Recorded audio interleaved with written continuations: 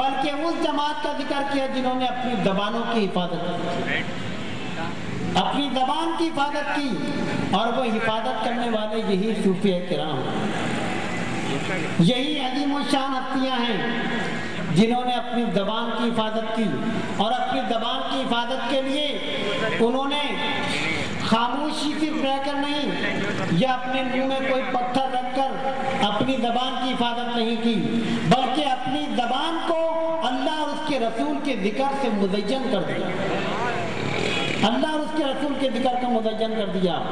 آپ نے دیکھا ہوگا کہ یہ پیران الزام جب ان کی بارگاہ میں جاتے ہیں ہم تو وہ کیا کہتے ہیں کہ بیٹا ذکر کیا کرو، درود شریف پڑھا کرو، تلاوت قرآن پاک کیا کرو، اتنی مرتبہ سورہ اخلاق پڑھ لیا کرو، اتنی مرتبہ صرف اللہ الصمد پڑھ لیا کرو، اتنی مرتبہ سورہ یاسین پڑھ لیا کرو، تاکہ تمہاری زبان کی حفاظت بھی ہوتی رہے اور تمہاری زبان مکمل طور پر اللہ کی عبادت میں مصروف بھی رہے۔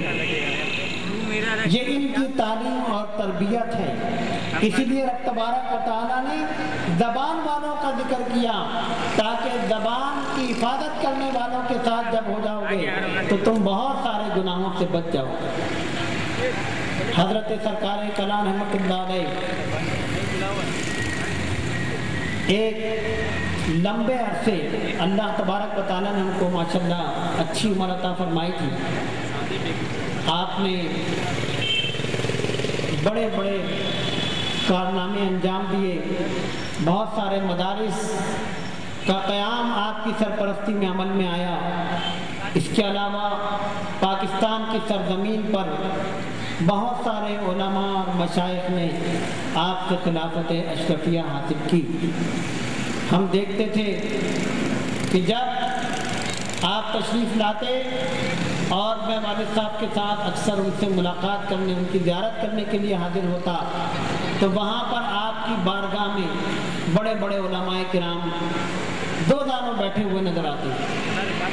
استاد العلماء حضرت مولانا حسن حقانی رحمۃ اللہ علیہ اشرفی دامت رحمۃ اللہ علیہ جو ان کے خلیفہ تھے، میں نے ان کو سراپا عقیدت اور احترام دیکھا کہ حضرت سرکار کلا کی بارگاہ میں اتنی عظیم الشان درسگاہ دارالعلوم امجدیہ کا ایک عظیم الشان مدرس جن کے سینکڑوں شاگرد حضرت سرکار کلا کی بارگاہ میں دو دانوں بیٹھے ہوئے نظر آتے ہیں، ان کے آگے ہاتھ باندھے ہوئے نظر آتے ہیں، اور اس قدر عاجزی انکساری اور اس قدر عقیدت اور محبت کہ دیکھنے والوں کو سبق حاصل ہو کہ جب تم خواہ کتنے ہی بڑے عالم بن جاؤ، اپنی علمی رونق ایک طرف رکھ کر اپنے پیر و مرشد کی بارگاہ میں جاؤ گے تو یقیناً وہاں سے تمہیں فیض حاصل ہو۔ اور یہ مقام ان کو حاصل ہوا کہ آج دنیا ان کو احترام کی نگاہ سے دیکھتی ہے۔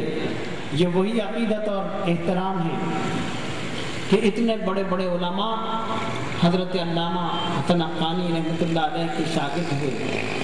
میرے بزرگوں اور دوستوں، حضرت سرکار کلا نے بڑے بڑے نامساعد حالات کا بھی مقابلہ کیا، اس کی تفصیل میں جانے کی ضرورت نہیں۔ ہندوستان کی سرزمین پر بہت سارے مخالفین نے دور اٹھایا، لیکن آپ نے انتہائی محبت کے ساتھ، انتہائی پیارے شفقت انداز میں ان لوگوں سے کوئی لڑائی نہیں لی، بلکہ ایک طرف اپنے آپ کو کر لیا اور بتا دیا کہ ہم رسول اللہ کے شہزادے اس طرح سے دنیا کے کتوں سے یا دنیا داروں سے الجھتے نہیں، بلکہ ہمیں اپنے معمولات سے ہی فرصت نہیں۔ حضرت سرکار کلا کراچی جب تشریف لاتے، مجھے یاد ہے کہ وہ اپنے مریدین کا اتنا دل رکھتے، اتنی محبت کرتے۔ ایک مرتبہ گلبہار میں ایک جلسہ تھا، علامہ شاہ الدین اشرفی صاحب نے حضرت کو صدارت کے لیے بلایا اور کہا کہ حضرت کچھ بیان بھی فرما دیجیے۔ ان دنوں کراچی کے حالات ایک دم خراب ہو گئے، آپ جانتے ہیں ہم لوگ تو اس کے عادی ہو چکے ہیں۔ ہاشم رضا صاحب کی حضرت قیام پذیر تھے، शाहिदीन अशरफी साहब वहाँ पहुँच गए। उस दौरान नाज़माबाद चौरंगी पर हंगामा शुरू हो गया। लोगों ने हजरत को टेलीफोन किया कि हजरत आप तशरीफ ना लाएं,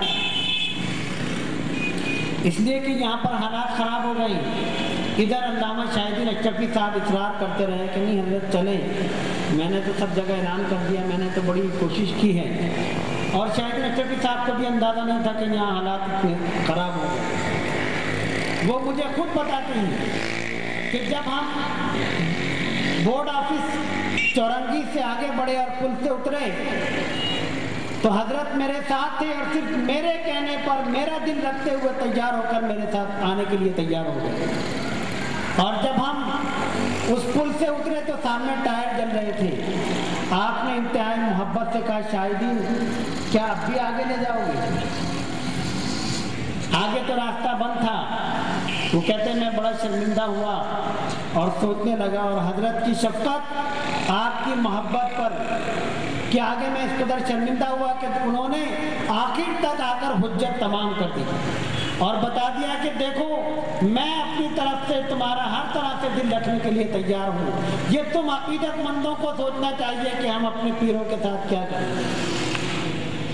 आजकल अकीदतमंदों की भी अजीब कैफियत है।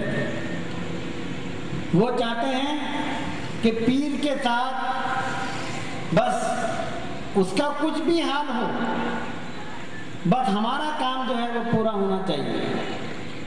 मेरे वालिद मोहतरम फरमाते थे कि आजकल अकीदतमंदों का हाल ये है कि अगर हमारा दम भी निकल रहा हो तो वो चाहते हैं कि ये आखिरी दम भी हम पर करके चले जाए। इस कदर अकीदत रखते हैं। और ये अकीदत नहीं, ये मोहब्बत नहीं। अरे अकीदत और मोहब्बत तो ये है कि उनके साथ वो सलूक किया जाए कि हमारी वजह से उनको कोई तकलीफ